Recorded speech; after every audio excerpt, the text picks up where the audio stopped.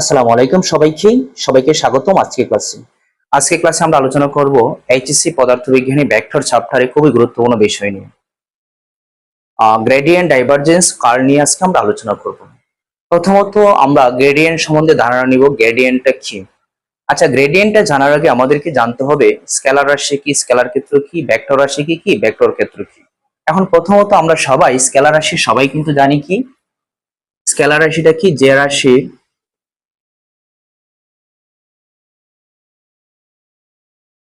Scalar রাশিটা হলো যে রাশির মান আছে দিক নাই সেটাকে কি বলা হয়? স্কেলার রাশি। আচ্ছা, তাহলে স্কেলার ক্ষেত্রটা কি?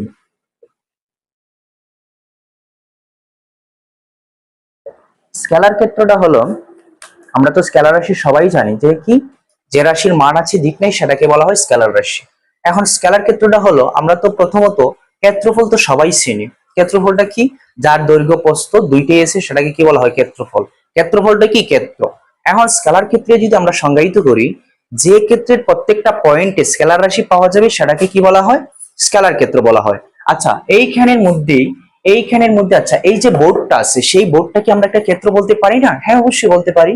তাহলে আমরা স্কেলার ক্ষেত্রে যদি উদাহরণ দিই তাহলে কি আসে? স্কেলার ক্ষেত্রে উদাহরণ দিলে আমরা এখানে 2xy i cap 3x square y j cap 3yz k cap, ঠিক আছে? আমরা এইভাবে ভুরি ভুরি উদাহরণ দিতে পারি, অনেক উদাহরণ দিতে পারি যে কি এগুলা কি স্কেলার ক্ষেত্র। এক কথায় আমাদের নর্মাল একটা সংখ্যার সাথে যখন ডাইমেনশনটা বসবে সেটা কি বলবো? আমরা স্কেলার ক্ষেত্র বলে ফেলবো, ঠিক আছে? এখানে কোনো দিক এখানে কোনো এই যে সরি এখানে কোনো দিক হবে না কি? এখানে কোনো দিক হবে না, ঠিক আছে? তাহলে আমরা এখানে কি বলতে পারি? 2xy 3x square y 3yz, এগুলা কি? এগুলা হলো স্কেলার ক্ষেত্র। এক কথায় আমাদের যে নর্মাল যে সংখ্যাটা থাকবে সেটার সাথে যদি ডাইমেনশন থাকে সেটা হয়ে যাবে কি স্কেলার ক্ষেত্র। এখন আমরা জানবো ভেক্টর রাশি কি, ভেক্টর ক্ষেত্র কি। ভেক্টর রাশি তো সবাই জানি কি যে রাশির মান দিক উভয় আছে সেটাকে বলা হয় কি ভেক্টর রাশি। এখন ভেক্টর ক্ষেত্রটা কি? আচ্ছা, ভেক্টর রাশি যদি আমরা লিখি, ভেক্টর রাশিটা কি আসলে?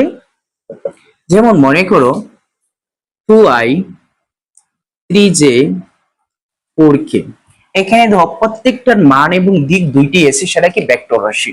এখন যদি বলা হয়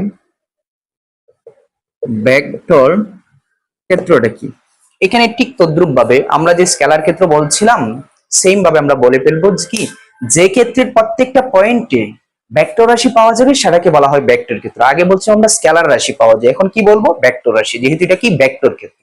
তাহলে আমরা কি বলতে পারি? যে রাশির প্রত্যেকটা পয়েন্টে ভেক্টর ভেক্টর রাশি পাওয়া যাবে সেটাকে বলা হয় কি ভেক্টর ক্ষেত্র। এখন যদি আমরা একটা উদাহরণ দেই, কয়েকটা উদাহরণ দিতে পারি। 2xy i cap 3x square y j cap, তারপরে 4yz স্কয়ার k cap। আমরা এইভাবে অনেক উদাহরণ দিতে পারি যে কি ভেক্টর ক্ষেত্রে। তাহলে আমরা কি নরমাল সংখ্যার সাথে যখন এখানে ডাইমেনশনও থাকবে দিকও থাকবে সেটা হয়ে যাবে ভেক্টর ক্ষেত্র। তাহলে আমরা কি এখন স্কেলার ক্ষেত্র ভেক্টর ক্ষেত্রের মধ্যে কোনো কি সমস্যা সমস্যা কি? এখানে কোনো সমস্যা হবে না, ঠিক আছে? কোনো কনফিউশন থাকার কোনো কথা না। তাহলে আমরা প্রথমত আমাদের গ্রেডিয়েন্ট জানতে হলে স্কেলার ক্ষেত্রটা জানতে হবে, ভেক্টর ক্ষেত্রটা জানতে হবে। কি কারণে বলছি এখনই বুঝতে পারবা। এখন দেখো, যদি বলি গ্রেডিয়েন্টটা কি, গ্রেডিয়েন্টটা আসলে কি? গ্রেডিয়েন্টটা হলো যে কি স্কেলার ক্ষেত্র থেকে যদি ভেক্টর ক্ষেত্রে রূপান্তরিত করা হয় সেটাকে বলা হয় কি গ্রেডিয়েন্ট। এখন তাইলে আমরা এর আগে কিন্তু স্কেলার ক্ষেত্রটা চিনতে পারছি, ভেক্টর ক্ষেত্রটা চিনতে পারছি, দেখলে কি বুঝতে পারবো সেটা স্কেলার ক্ষেত্র সেটা ভেক্টর ক্ষেত্র। এখন আমরা গ্রেডিয়েন্টে যাওয়ার আগে আরো কিছু জানবো যে কি ব্যবকলন।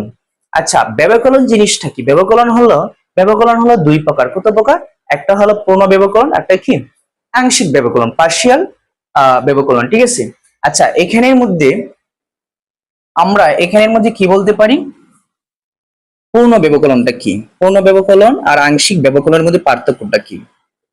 পূর্ণ ব্যবকলন, তারপর কি আংশিক ব্যবকলন, ঠিক আছে? এখন এখানে দেখো আমরা কয়েকটা উদাহরণ লিখি। ddx of x ddx of x square d d x of c, এখানেও লিখি, এখানে আংশিক হবে কি del, del del of x of x x square c, ঠিক আছে। এখন এগুলার সমাধান কি আসবে? এখন দেখো, এই যে এক্স এর সাপেক্ষে এক্স এর এখানে কি করব, ব্যবকলন করব, ডিফারেন্সিয়েট করব। কারণ এক্স এর সাপেক্ষে এক্স এর করলে কত আসে 1, এটা আসবে 2x, এটা আসবে 0। এখন কথা হলো আমি এগুলা কিভাবে লিখছি, ঠিক আছে। এখন দেখো, ডিফারেন্সিয়েট করার একটা সূত্র আছে কি ব্যবকলন করার, এখানে আমরা n x n-1 এই সূত্র দ্বারা আমরা এগুলো সমাধান করতে পারবো। এখানে দেখো, এই যে প্রথমটাকে করছি এটা পাওয়ার কি 1 আছে না, n এর মান আমরা ধরে নিব 1, এখানে x আছে, n এর মান 1 - 1 সমান সমান 1 - 1 কত 0, x এর উপর পাওয়ার 0 মানে কত 1। আমরা লব সূচক থেকে আমরা জানি কি যে কোনো সংখ্যার উপর যখন 0 হয়ে যাবে সেটা 1 হয়ে যাবে, তাহলে কি আলটিমেটলি আনসারটা চলে আসলো 1, ঠিক আছে। এখানে ঠিক তদ্রুপ ভাবে আমরা আমরা যদি এখানে এইটা করি কি x এর সাপেক্ষে x স্কয়ার, আচ্ছা x এর সাপেক্ষে x স্কয়ার করলে কি আসে 2, পাওয়ারটা আগে আসবে x, তারপর কি 2 - 1 কত আসলো, 2 থেকে 1 বিয়োগ করলে কত 1, 2x, এখানে 2x আসলো, ঠিক আছে। এভাবে আমরা করতেই পারি সূত্র দ্বারা। এখন এখানে দেখো, এই যে c সংখ্যাটা এটা কিন্তু ধ্রুবক, ঠিক আছে। এখন আমরা জানি ধ্রুবকের কোনো ব্যবকলন হয় না, এই জন্য আমরা কি এটা আনসারটা কত আসছে 0 আসছে, ঠিক আছে। ব্যবকলন যেহেতু হবে না সেহেতু কি আসবে 0, 0 আসবে। এখন এখানে তো ঠিক তদ্রুপ ভাবে এটারও আসবে 1, এটার আসবে 2x, কোনো পরিবর্তন আসবে, এটার 0। এখন কথা হলো তো আংশিক এবং পূর্ণর মধ্যে পার্থক্যটা কি? হ্যাঁ অবশ্যই পার্থক্য আছে। পার্থক্যটা কি? এখানে দেখো সবটি, এখানে 3টা লিখছি, এখানে 3টা লিখছি, এখানে 3টা, এই 3টা কি একই রকম সিন, তাহলে এখানে তো আমি পার্থক্য কোনো খুঁজে পাই না, তাহলে পার্থক্যটা কোথায়? এখনই দেখতে পারবা পার্থক্যটা আসলে কোথায়। এখানে দেখো যে এখানে আমরা যখন লিখবো d d x of x y, এখানে যখন লিখবো এক্স ওয়াই তখনই আমরা পার্থক্যটা বুঝতে পারবো। আচ্ছা এখন এটা দেখো, আমরা এটা কিন্তু আমরা এই যে ইউবি সূত্র আমরা পড়ছি না, যে ইউ ডট বি, এখন ইউবি সূত্রটা কি? ইউবি সূত্রটা হলো প্রথমত যে ইউ কে রেখে বি এর ডেরিভেটিভস কি করবো, আবার বি কে রেখে ইউ কে ডেরিভেটিভস করবো, মানে ডিফারেন্সিয়েট করবো, ঠিক আছে। এখন এখানে লক্ষ্য করো, আমরা যখন এটা করব ইউবি সূত্র অনুসারে কি করতে পারি, প্রথমে আমরা ইউ মানে এক্স এ রেখে দিলাম, তারপর ওয়াই এর ডিফারেন্সিয়েট করবো, ওয়াই এর ডিফারেন্সিয়েট করলে কি আসে ডিডি এক্স অফ ওয়াই, ঠিক আছে, হয়ে গেল। তারপরে আমরা প্রথমে কি করছি এক্স এ রেখে ওয়াই এর ডিফারেন্সিয়েট করছি, তাহলে ডিওয়াই বাই ডিএক্স বলতেই পারি। তারপরে আমরা কি করব ওয়াই কে রেখে কাকে ডিফারেন্সিয়েট করব, এক্স কে, এটা ইউ বি ফর্মুলা, ঠিক আছে, ইউ ডট বি এর ফর্মুলা। তারপরে আমরা কি লিখতে পারি ওয়াই কে যদি আমরা রেখে দেই এক্স এর ডিফারেন্সিয়েট যদি করি তাহলে কি আসবে, এই তো এটা আসবে, ঠিক আছে। এটা আমরা কি ইউবির ফর্মুলা, আমরা ইন্টিগ্রেশনের চ্যাপ্টারও এই সূত্রটা আছে কিন্তু, ঠিক আছে। তাহলে আমরা এখানে কি বলতে পারি, এক্স এ রেখে এখানে ইউ কে রেখে বি এর ডেরিভেটিভস, ঠিক আছে, অর্থাৎ ইউটা বলতে আমি এক্স বুঝাইছি, বিটা বলতে বুঝাইছি কি ওয়াই। তাহলে এক্স রেখে যখন ইউ কে রেখে বি কে ডেরিভেটিভস করব তখন এখানে কি লিখতে পারি ডিওয়াই বাই ডিএক্স লিখতে পারি, ঠিক আছে। তদ্রুপ ভাবে আমরা কি তারপর ওয়াই কে রেখে এক্স কে ডিফারেন্সিয়েট করছি, ঠিক আছে। তাহলে আমরা কি এইটা সমান আমরা এটা লিখতেই পারি সূত্র। এখন দেখো, এখন সমস্যা বাঁধবে এই জায়গার মধ্যে, আমরা যখন আংশিক ব্যবকলন পড়ি তখন কিন্তু আমাদের এখানে লক্ষ্য করো, এখানে এক্স আছে, এটা কিন্তু আংশিক, এখানে এক্স আছে, এখানে ওয়াই আছে, ঠিক আছে। এইটা তো আমরা কি ইউবি সূত্র ফর্মুলা কি করতেই পারি, কিন্তু এটা করা যাবে না, কিসের জন্য?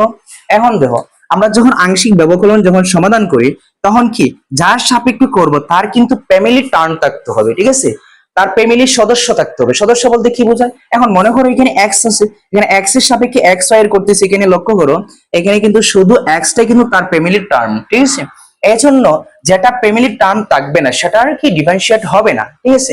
আর এক্স এর সাপেক্ষে এক্স এর ডেরিভেটিভস কি আসে, ডিফারেন্সিয়েট কি আসে 1 আসে, আর বাকি যে ওয়াইটা কিন্তু এক্স এর ফ্যামিলির টার্ম না, সেজন্য ওয়াই এর ডিফারেন্সিয়েট হবে না, আমরা ওয়াইটা কি রেখে দিলাম, ঠিক আছে। এখন 1 আর ওয়াই গুণ হলে কি আসে ওয়াই আসে। এখন দেখো তো যে এই যে এইটা আর এটার মধ্যে পার্থক্যটা কি খুঁজে পাইছি, এটার আসলে ওয়াই শুধু, এটার কি আমরা ইউবি ফর্মুলা, ঠিক আছে, এইটাই মেইন পার্থক্য। ওকে, এখন যদি তোমাকে আরেকটা দেওয়া হয় যে কি এক্স, এখানে যদি দেওয়া হয় বিসি, ঠিক আছে, তখন কি আসবে? এখন দেখো এটার আনসার কি আসবে? 0 আসবে।